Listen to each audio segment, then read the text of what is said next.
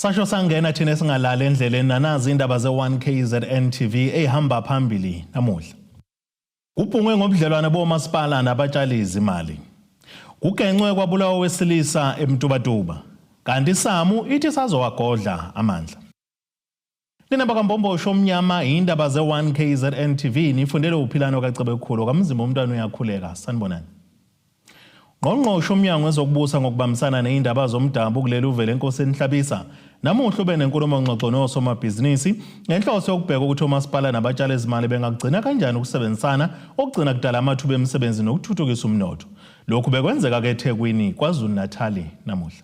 Kule nkulumo ngxoxo umnyango ubuzolalela imbono yosomabhizinisi ngokubuya kwezwe kwenqubomgomo yango-1998 ebizwa nge-White Paper.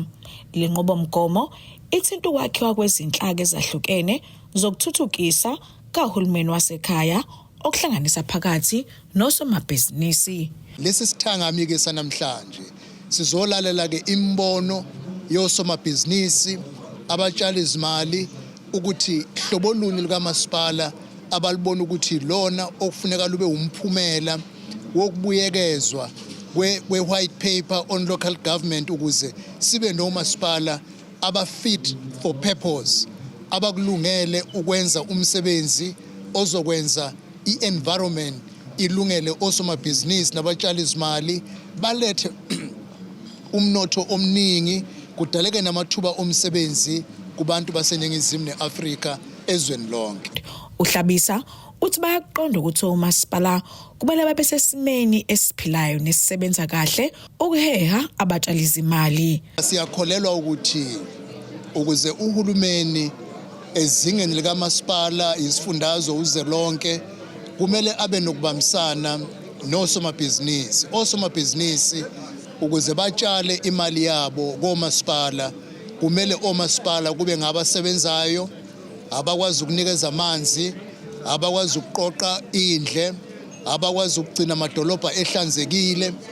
Uma umasipala ungakwazi ukwenza lezi zidingo, akekho umuntu owusomabhizinisi ofisa ukutshala imali yakhe. I-White Paper Review kwi-local government inhloso yayo enkulu ukuqala isahluko esisha ngomasipala abangu-257 ukuba sibenze ube ngomasipala abakulungele ukusebenza, abakwazi ukusebenza ngesikhathi, abakwazi ukwenza umnotho uheheke ukuzotshalwa eindaweni zabo. Abe-National Business Initiative balijabulele leli thuba bathi ngoba lizohamba ibanga elide. Kutebogo Sibisi wezindaba ze1KZN TV kuChannel 261 ngiseThekwini. Zilokhu iqhubeka njalo edukuduku eMtubatuba kwa2 enyakatho KwaZulu-Natal igameko zokubulawa ngehloko kwabantu abadala. Lokhu kuze emva kokutholakala kwesidumbu sisehlathini sikaMandla Nkosi Nzuza oneminyaka engama-61 61 obudala sigenciwe ekhanda nasebusweni. Indodana kamufi uXola Nzuza uthi akazi ukuthi ngakube yini imbangela yokubulawa kayise ngalesi hluku. Umunyu nosizi kutholakala isidumbu sekhehle neminyaka engama-61 ubudala kwathiwa edukuduku sigenciwe ngocelemba ebusweni nasekhanda. Lesigameko sishiya umndeni nomphakathi uthukile. Ilunga lomndeni uXola Nzuza uthi akazi bekwenze njani njobe ebulawa ngesihluku kanje uyise, kanti kuvela ukuthi abasolwa bambulelile base bemphonsa ehlathini. Ekseni bekhona ntambama ngathi mangibuya ngafica impahla zakhe inekile la. Kwathi ngelokhuzana kwathi ntambama ngolelo khuzana ngolesibili singabe fica umbiko ukuthi ena ubaba selimele ngapha. Ntambama ngabofo ukuthi yini into ayenzile ngazi. Begawule ekhanda nasesimongo ehuzukile la. Futhi beyade bemhudula phansi. Azi ukuthi bengabe bekubangwa ndengaka. Lento ngiphi inhliziyo ebhlungu lento ngoba sengingedwa. Ubuholi bomkhandlu inkosi uMtubatuba buhambele kulomndeni ukuyobhonga emswaneni emva kokwanda kwesigameko esifuze lezi kule ndawo. Imeya lomasipala uMxolisi Mthethwa isigxeke kakhulu lezi igameko yanxusa nomphakathi uba uhlangane ulwisane nalesi sihlava. Sizokhuza futhi emphakathini asikwazi ukuhlala endaweni la khona okuzobe kulokhu kusa kubulawa abantu abadala kulokhu kusa kubulawa abantu abadala. Ngiyasho ke lapha ngithi ngeke kube abantu abaneminyaka elingana neyakhe ubaba abamlimazile, abantu abanamandla abangakwazi ukuthi bambambe, bakwazi ukumlimaza, bakwazi ukumnqoba, okungaba abantu abasebasha. Siyakhuza namanje ngoba ngeke kulinyazwe umuntu endaweni abantu bezwa umuntu ekhale bangumsindo phakathi kwemizi, kodwa kungabe kusezwa umuntu ukuthi nanga umuntu uyakhala ngapha. Ikhansela kule ndawo lizokwelisa ukudumala ngokuqhubeka kwesigameko zokubulawa kwabantu abadala ngesihluku, kanti liphinde laveza ukuthi abantu abadala bazokwelisa ukukhathazeka ngokubulawa kwabo. Mhlambe umuntu usenkingeni enkulu la iDukuduku, sekunzima nokuthi ungathini. Indlela abantu abadala babulawa ngayo futhi bebulawa zingane. Uma uzohlala nabantu abadala izolo ngeke ngaba nabo. Bakhala kakhulu abantu abadala bathi sebeyayisola ukuthi babelwelelana leli Dukuduku ngoba lalifunwa amabhunu uma sekungamathumba abo futhi abulala bona. Bakhala kakhulu abantu abadala ngokuthi la iDukuduku sekwenzeka igameko lezi ezinkulu lokukwangempela. Lezi igameko zokubulawa ngesihluku abantu abadala zibonakala zanda kule ndawo. Emavikini adlule kwagwazwa ikhehla ngesikele kubangwa ubhiya phakathi kwalo nomzukulu. Ezindabeni ze-1 KZN TV kubikuthi abantu maphumulo eMtubatuba. Inyunyana eyisebenzi kamasipala eSame eShona-Malanga Region ithi ukugqoza kamasipala kumhlathuze kuphendulweni kuyimfuno zayo kubambezela ukulethwa kweyidingonqangi emphakathini. Le nyunyana isho kanjena kulandela umhlangano ebinawo neziphathimandla kamasipala omhlathuze emzamweni wokulungisa inkinga eyibhekene nezisebenzi zalo masipala. Lo mbhikisho wenyunyana iSouth African Municipal Workers Union ubuholela ke emhlanganweni bophakathi wenyunyana nomasipala omhlathuze lapho bekulindele khona ke lo masipala ukubuza ophendula kuhlala izikhalazo zizala inyunyana zokulungisa izinkinga ezibhekeleke nabasebenzi bomkhandlu. Umzabalazo wethu uqale ngolwesibili njengoba wazi la sihambisa khona uhlale izikhalo zethu kumqashi. Sabe sesimnikeza ke up until today ukuthi aphendule izikhalo esesithulile kuhlalwethu lezikhalo imemorandum kaphecelezi. Namhlanje siyolanda lona kodwa sifuna ukusho ukuthi ke sitholile incwadi ephuma umqashi esimemele etafuleni namhlanje. So siyakhona ke etafuleni with open mind. Sifuna ukunegotiate in a good faith. Siyathemba nomqashi naye uzoze etafuleni with the same spirit ukuthi so negotiate in a good faith and sonke si open minded. Amalunga lenyunyana angenela isiteleka ekhala ke ngokungakhokhelwa imali yokusebenza izikhathi ezengeziwe kanti nokungabi nazo izinsiza kusebenza ezanele. Lenyunyana ithi ke ukungahlangabezani kwabo nomqashi kubambezela ukuhanjiswa kwesidingonqangi emphakathini. Kubuya sengathi kulwa izindlovu ezimbili la. Utshani bona obulimalayo. Utshani umphakathi wala emhlathuze. Njengoba abasebenzi bengekho ema services awamahle emphakathini. Siyafisa umphakathi usixolele, sifuna uxolisa ngaphandle kokunanaza emphakathini. Kodwa sifisa basibekezelele baqonde ukuthi akuthina esibanga yonke lento enzakalayo. Umqashi emva kwesikhathi eside eminyakeni eminingi edlule sikhuluma into ezifanayo kalungisi. Futhi ukusibiza etafuleni ukuthatha isikhathi eside ukube kwakuya ngathi ngolosibili wayezosibiza etafuleni hlale phansi ukuze sikwazi ukuphuma nexazululo ezinkingeni esibhekene nazo njengabasebenzi basemhlathuze. Lenyunyana ithi umhlangano obenawo nomqashi awubanga ke impumelelo kanti ubusuku uhlelo lolunyusuku nokulapho uzokwakha khona ngomhlahlandlela ngombhikisho wabo. Ezindabeni ze-1 KZN TV kubinkosi Mthembu eRichards Bay. Ake sithi ishelele etolweni nabesilo siyabuya nezinye izindaba.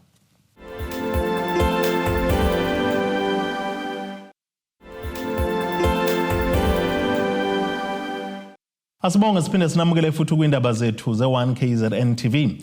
Nazo ke zona indaba esithi yizo ezihamba phambili namuhla. Kubhungwe ngobudlelwane bomasipala nabatshali izimali. Kugenqwe kwabulawa wesilisa eMtubatuba. Kanti iSamu ithi sazowagodla amandla.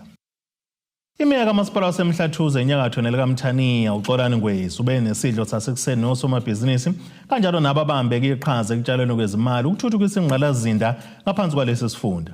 Ekhuluma neziko le indaba kuMashimane uthi lo mhlangano utheleke izithelo ezinhle njengoma imikhamu yokuthuthukisa ingqalazinda izokwazi ukuthuthukisa umnotho okudaleka namathuba omsebenzi amaningi. Isiqubulo salesi sidlo sasekuseni besithi economic infrastructure as a catalyst for long-term regional economic growth and sustainable development, okuchaza ukuthi ingqalasizinda yezomnotho njengento ekhuthaza ukwakhiwa komnotho wesifunda kanye nentuthuko engenamkhawulo. Izinkampani ke kanye nabatshali izimali babhongeke ngokuthuthukisa kwengqalasizinda ukuze ke kuthuthuke umnotho wesifunda saseKing Cetshwayo. Izinkampani ezifana no-Eskom, Transnet kanye nomasipala bathuleke izinhlelo zabo zokuthuthukisa kwengqalasizinda kagesi, umgwaqo kanye nezakhiwo. We had to meet different stakeholders ukuqinisekisa ukuthi siyaxoxisana ukuthi idolobha laseMhlathuze selikuphi ngokuthuthukiswa ikakhulukazi kwengqalasizinda. Ngoba ingqalasizinda iyona ekwazi ukulekelela ukuthi ihehe abatshali imali bazotshala imali la eMhlathuze ukuze kukhule umnotho kwande amathuba emisebenzi. Enye yama programs nje enkulu kakhulu ethulwe namhlanje through lo mhlangano esikhuluma ngawo indaba yokuthuthukiswa kwengqalasizinda esayidini likamasipala endaweni ezahlukahlukene nebanga eselihanjiwe ukuheha abatshali imali kusekunama projects aqhubekayo iPrincipal Tellers Mall ama-projects ama-business plan ase-approviwe by umnyango wezamanzi kakhulukazi uku-addressa inkinga yamanzi. Umasipala uMhlathuze ungumasipala wesibili ngobukhulu bezomnotho ilandela ka-umasipala weTheku. Uthi-ke ukubambisana phakathi kwabatshali izimali abazimele nomasipala kuthela izithelo ezinhle njengoba-ke eminye ama-projects alo mkhandlu eseqalile ukuba adala amathuba omsebenzi kumalungu omphakathi. Umsebenzi sesiwenzile ukuthuthukisa ingqalasizinda ikakhulukazi kagesi endaweni la eMhlathuze neproject esibhizinisi ngayo manje nje esilindele ukuthi iqale ngoNovember ukuthi kuvuselelwe kabusha isiteshi sikagesi lesi sila empangeni esisupply ugesi impangeni iyonke. Siphinde futhi sithola ukuthi uEskom ngoba kade upresenta namhlanje uzopresenta iproject enkulukazi kakhulu ezovula amathuba emisebenzi awu 3000 mayisebenza ebizwa ngegas power plant. Iproject le esikhulunywa isikhathi eside abezemvelo benokushaya amakhala kodwa ke finally siyajabula ukuthi le project izoqhubeka yenzeke. Ungwezi ube esenxuso ukubambisana phakathi komphakathi kanye nalabo abesuke bethole amathenda emsebenzi ukuba babekezelelane bengadli bebanga yona lemsebenzi. Usuku olukhulu namhlanje ngempela lokushare ukuthi sibuka ukuthi umnotho uzobumi kanjani lapha kulesi sifunda sakithi ikakhulukazi eKing Cetshwayo going forward ngoba le ndawo yethu yaseMhlathuze iwumnotho ngobukhulu ongowesibili lapha kwaZulu-Natal sesayedlula uMaritzburg sesayedlula far behind us now. And masikhuluma ukuthi sifuna ukuthuthukisa ke umnotho wethu ngolunye usuku nathi ufane nomnotho waseThekwini neminye iminotho ekhona ezikhondla ngoba indawo yethu yakhelene eduze kwechweba eli strategic impahla eziningi ezingena kule mkhumbi yethu lapha echobeni lethu neziphuma ngayo ziningi kakhulu. And we have seen ukuthi ukubambisana phakathi kwama private industries noma ama private investors nomkhandlu kuyield ama-fruits ngoba le project eyenzeka lapha iPrincipal Tellers Mall bengeke yenzeka kube umasipala awu-availanga ama-rates rebates kule yankampani ukuthi ikwazi ukuthi itshala imali yayo lapha okuzodala amathuba emisebenzi angaphezulu ka-2,500. So sesifuna ukukwenza kube practical manje ukuthi si-amende i-land disposal policy yethu ikhulume ngalokho ngoba ama-successful cities like Cape Town Metro, Durban Metro and so on and so forth, they've taken that route ukuthi balungise i-land disposal policy yabo ukuze ithi talk to what the investors want. Let's gaze in namaze 1KZN TV ngingusamkeliswe Ngqulunga ngisempangeni. Inkosi yesizwe sakaNcamalala empendle maphakathi nelikaMthaniya ihlele kwaphika amacala abekwe yona okubulala kundunankulu wesizwe. uSimphiwe Zuma uvele enkantolo kaMantshi empendle lapho kanye ke nenduna yakhe uZwelithini Buthelezi lapho besola khona ngokwakhe itulo lokubulala uqala okunye Zuma. Kwincwadi yakhe efungela uZuma utshela enkantolo ukuthi akalazi icala abekwe lona. Phakathi kwabezokweseka kwenkosi kubala nalo bekade ngumengameli wakulelizwe nosengumengameli weqembu lomkhonto wesizwe party uJacob Gedle ihlekisa Zuma. Abephumile amancamalala namuhla enkantolo yeMantshi empendle lapho bekuvele khona inkosi nenduna ngecala lokubulawa kwandunankulu wesizwe uqalo kunye Zuma. Laba basola ngokwakha itulo nokubulawa kwaZuma. Inkosi uSimphiwe Zuma iboshwe ngeviki ledlule kanti induna uZolithini waboshwa ngenyanga edlule uphinde ahambe elinye icala enkantolo laseHawiki lokubulawa kwekhansela leDA uNhlala yenza Ndlovu. uZuma wadudula emzini wakhe ngoMasingana kunyaka u2023. Umndeni uyanaba kwangena abantu ababili abangazange bakhuleka bavele baqonda kuyena elele embedeni ufe bamdubula inhlave zabantathu inhlave engazithola kuyena base behamba ukubhlungu kakhulu ke manje mase sesithola kanti ukuthi umkhonto ugwaze ekhaya. Ummeli kaNduna uButhelezi utshela inkantolo ukuthi bayasichitha isicelo sebhayili kwathi inkosi yaqhubeka nesayo. Encwadini efungelwe inkosi iveze ukuthi ihlela ukuliphika icala.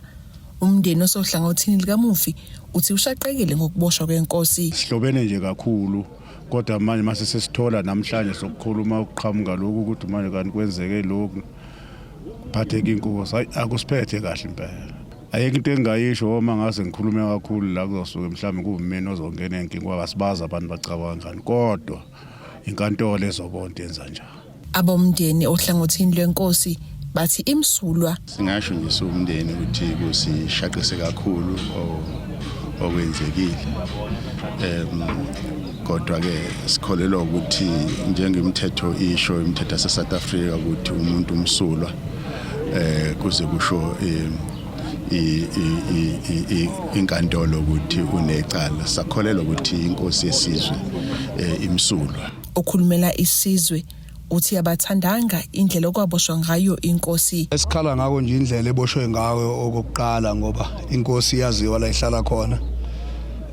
Futhi ke bekade lolu daba sebeke bafika kuyona ya comply kuzo zonke izinto yamukelana nabo ukuthi kuxoxiswana. Besilindeleke mhlawumbe ukuthi mase befuna ukuthi ke bayisondeze emthethweni bese kuba nendlela ukuthi ke bayibize iziyele emthethweni.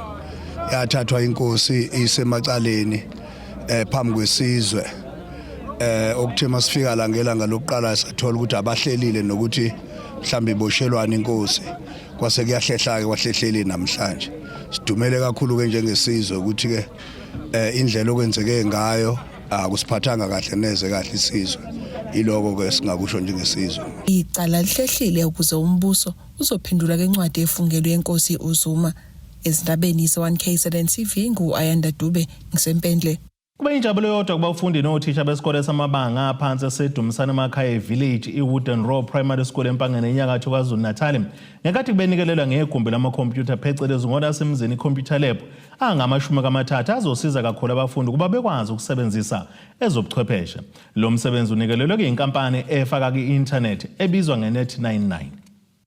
Injabulo kubafundi nothisha besikole samabanga aphansi iWooden Row eseDumisane emakhaya village eMhlathuze ngenkathi benikelelwa ngegumbi lamakhompyutha angama-30 nazosiza kakhulu ekutheni labafundi bakwazi ukusebenzisa ikhompyutha bese semabangeni aphansi. Lesikole sinikelelwe inkampani iNet99 ngenhloso ukubuyisela emphakathini nokuyinkampani exhume ezokuchwepheshe. Giving back to the community is also part of the initiative here in Net99. We do have our CSI project whereby we focus on following some schools we can reach, some schools we can't reach. The important in Net99 fiber is to also educate our kids who are previously disadvantaged and everything. So in Net99 ungena la ungangena abantu khona. Last year our computer i30 plus 2 laptops and also nama board games.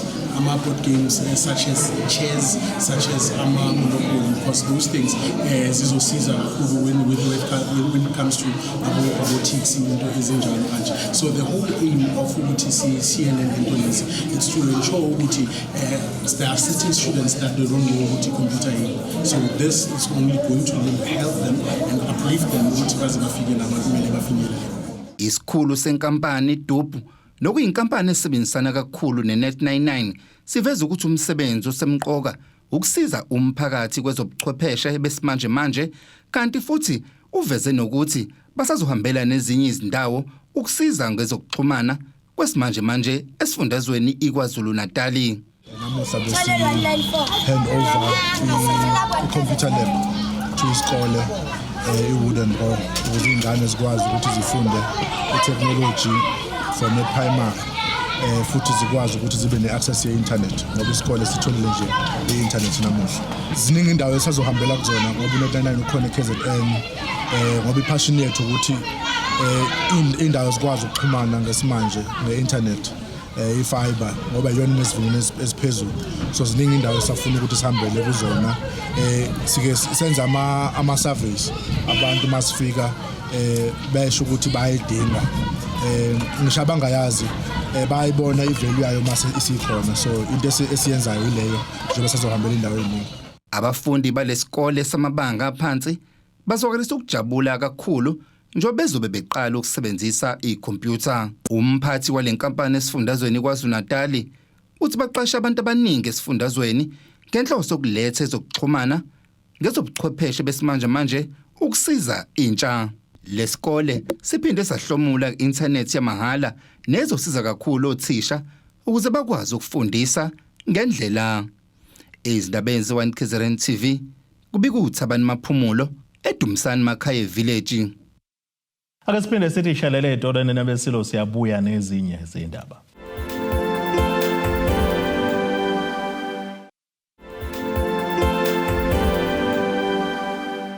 Asibonge siphinde sinamukele futhi ukuthi nisahleni nathi kwindaba zethu ze-1KZN TV. Nazo ke izona ndaba esithi izo ezihamba phambili namuhla. Kubhungwe ngobudlelwane bomasipala nabatshali izimali. Kugenqwe kwabulawa wesilisa eMtubatuba. Kanti Samu ithi sazowagodla amandla. Ake sibheke engosini yezomnotho.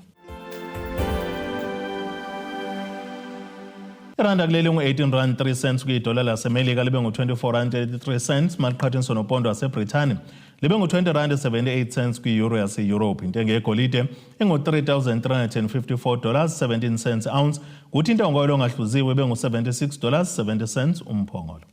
Ake sibheke engosini yezemidlalo.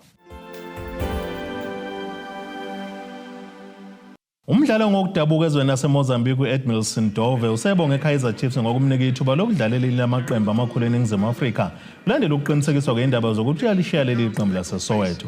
Lo mdlalo oneminyaka engamashumi-30 ubhala umyalezo ekhasini lakhe ku-Instagram ngemuva ukuthi iqembu lidalula ukuthi ngeke lisayivuselele inkontileka yakhe. Wajoyina kaMakhosi ngomfumfu ka-2022 ngenkontileka eminyaka emibili ephuma kwiqenjini nasezweni lakhe i-UD Songo. Ngonyaka oyedlule ezasePhefeni zasebenzisa umbandelo wenkontileka yakhe yokuqala zayelula ngonyaka owodwa. Phambilini ke wakwadlalela elinye iqembu lakulele kuyi-Cape Town City eyamthenga kwelinye iqembu laseMozambique iFerroviário ngonyaka u-2017. Ake sibheke nasisimo sezulu esingalindeleka.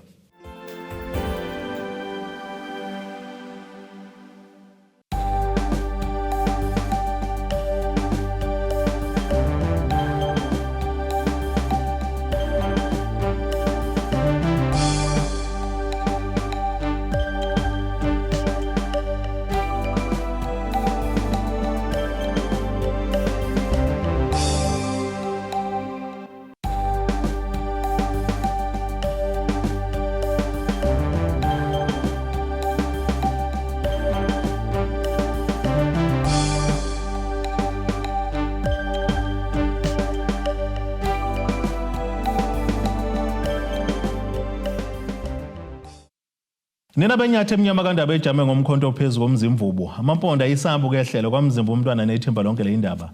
Sithi khu. Abethuli bethu bezindaba baxhaswe iThulis Bayview Bridal. Ungabashayela kulezi zinombolo ezivelile.